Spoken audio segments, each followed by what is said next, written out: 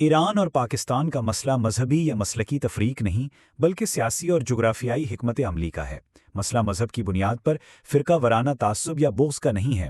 اصل مسئلہ ایران کے اس کردار کا ہے جو وہ گزشتہ 4 دہائیوں سے مشرق وسطیٰ اور اپنے ہمسایہ ممالک کے حوالے سے ادا کر رہا ہے۔ اگر ایران کا کردار صرف سیاسی ہوتا تو اس کی تعویلات کی جا سکتی۔ اگر ایران جمہوریت پسند ہوتا تو اس کی حمایت میں کوئی قباحت نہ ہوتی۔ اگر ایران کا کردار تعمیری ہوتا تو اسے سراہا بھی جا سکتا تھا۔ اگر ایران عرب و عجم کے درمیان فاصلے کم کرنے والا ہوتا تو تعریف کے مستحق ہوتا۔ اگر ایران اپنے ہمسایوں سے بھائی چارے کا سلوک کرتا تو دعائے خیر کے قابل ہوتا۔ اگر ایران حق و انصاف کا پرچارک ہوتا تو اس کی جان نثاری کا جذبہ پیدا ہوتا۔ مگر حقیقت یہ ہے کہ ایران کا کردار عراق سے شام، لبنان سے یمن تک خاص طور پر تخریبی اور منفی رہا ہے۔ آئیے غور کریں کہ حوثیوں کا ایران سے تعلق محض مذہبی یا مسلکی ہم آہنگی تک محدود نہیں بلکہ ایک سیاسی اور عسکری اتحاد ہے۔ ایران کی حمایت یافتہ ملیشیا جیسے مہدی فورس بھی ایک مشترکہ مشن کی علامت ہیں۔ ایرانی ولایت فقیہ کے مراجع نے جو حافظ اسد کو اس کے نصیری عقیدے کی بنا پر مدت تک اس نے اشریہ سے خارج کرتے رہے، بعد میں بشار الاسد کے ساتھ عربوں کے خلاف متحد ہو گئے۔ ایران نے لبنان میں اسی دہائی میں عمل ملیشیا کی بنیاد رکھی اور اس سے ایک عسکری تنازع نے جنم لیا جس نے فلسطینی آزادی تحریک کے مرکز کو شدید نقصان پہنچایا۔ آج یہ آگ مشرق وسطیٰ کے اکثر حصوں میں پھیل چکی ہے۔ ایران نے مذہب کو سیاست میں شامل کر کے ایک ایسی فضا پیدا کی ہے جو خون ریزی اور کشیدگی کا باعث بنی ہے۔ جنرل قاسم سلیمانی جو ایران کی قدس فورس کے سربراہ تھے نے مشرق وسطیٰ کے مسئلوں میں یروشلم کی بجائے رقہ اور موصل کو ترجیح دی۔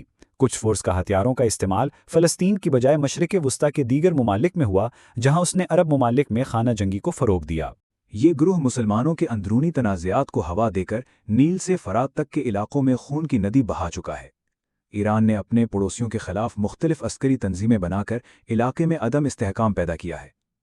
پاکستان میں بھی ایسے گروہ جو ایران کی حمایت سے بنے اہل سنت علماء اور حفاظ کی نسلوں کو تقسیم کرنے میں کامیاب ہوئے۔ مرگ بھر امریکہ جیسے نعرے لگا کر نوجوانوں کو سیاسی اور مذہبی انتہا پسندی کی طرف دھکیلا گیا۔ وہ لوگ جو اتحاد کی بات کرتے ہیں انہیں سوچنا چاہیے کہ ایران کے سپاہ پاسداروں اور قدس فورس کے مقصد کیا ہے۔ سلیمانی، حسین بغیری اور سلامی کی جنگیں کس کے خلاف لڑیں؟ ایرانی انقلاب کے بعد سے ان کا عسکری اور سیاسی فہم کس سمت میں رہا؟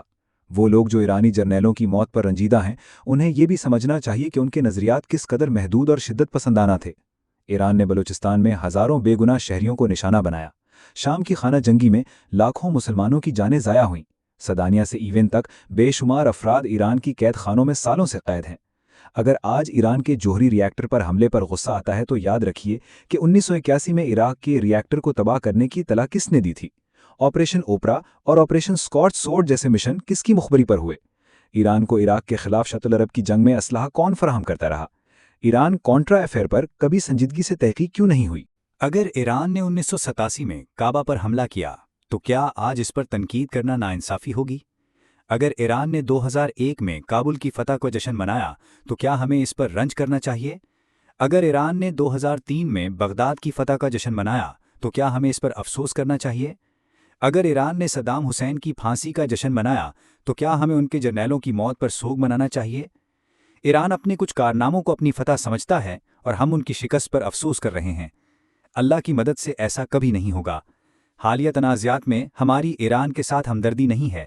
ہمارا موقف وہی ہے جو قرآن مجید نے سورۃ الانعام آیت نمبر 129 میں ارشاد فرمایا، اور اس طرح ہم ظالموں میں سے ایک کو دوسرے پر ان کے اعمال کے سبب مسلط کر دیتے ہیں۔ چنانچہ ہم اس مشکل گھڑی میں اپنے ایرانی بھائیوں کے ساتھ کھڑے ہیں، اپنے تمام تر ماضی کے گلے شکوے بھول کر اپنے ایرانی بھائیوں کے ساتھ قدم سے قدم ملائے کھڑے ہیں، امن و جنگ اور خوشی و غم اور مشکل و آزمائش میں ان کے ساتھ ساتھ کھڑے ہیں۔